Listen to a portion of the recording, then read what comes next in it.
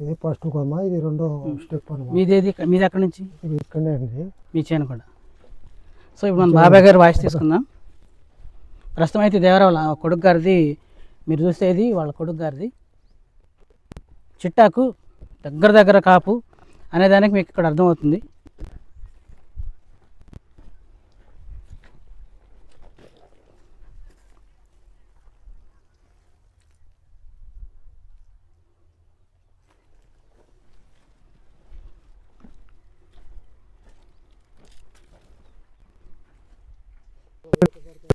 మనకి అలవాటేలే.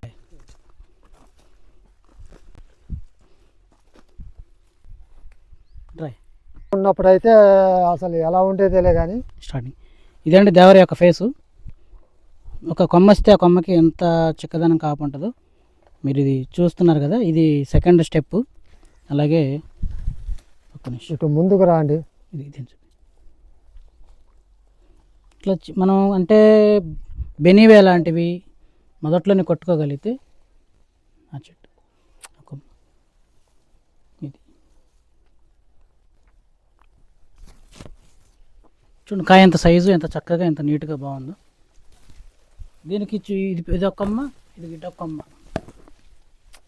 అదే కొమ్మలు ఉంటాయి. ఇది ఆల్రెడీ కటింగ్ పడించేది. ఇది అసలు చూడు, ఒక కొమ్మే కదా ఈ కొమ్మ, చూడండి ఎన్ని కాయలు ఉన్నాయో. మొక్కకు దూరం పెడితే ఇంత ప్రతి చెట్టు 4-5 కొమ్మల కింద నుంచే వస్తాయి. ఆ కొమ్మ నిండా ఫుల్గా కాయలు ఉంటాయి. సో దిగుబడి అనేది మనకి చక్కగా ఉంటే క్రాప్ సెట్టింగ్ బాగుంటుంది. ఒత్తు అయితే గాలి ఆడక, మనకి సూర్యరశ్మి తగలక, ఫలదీకరణం జరక్క క్రాప్ సెట్టింగ్ అనేది దూరం అవుద్ది. అందుకనే నేను 36 పెట్టాలన్నమాట దీనికి వచ్చు. మీరు ఎంత పెట్టారు తాత? ఇది 26. 26. కొంచెం ఇప్పుడు లోపలికి రండి. వస్తున్నాను.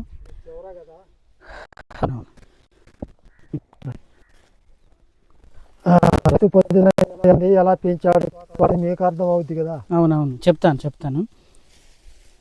ఇంత దూరం వచ్చింది కదా, వీడియో కంప్లీట్. ఇదండి చూడండి, ఎంత కాయ చూడండి, ఇంత దగ్గరగా, ఎంత నల్లగా చిక్కగా, ఎంత బాగుందో. మెయిన్ ఏంటంటే పచ్చికాయ నలుపులో ఉంది. ఇదొక కొమ్మ, తర్వాత ఇదొక కొమ్మ, ఇదొక కొమ్మ, ఈ కొమ్మ. సో ఇది ఇప్పుడు మీరు చూస్తుంది కటింగ్ పడింది, ఆల్రెడీ ఒక కటింగ్ పడింది. ఇది కాయ సైజు అంతా ఆల్మోస్ట్ లాస్ట్ వరకు ఒక యూనిఫామ్ ఉంటుంది.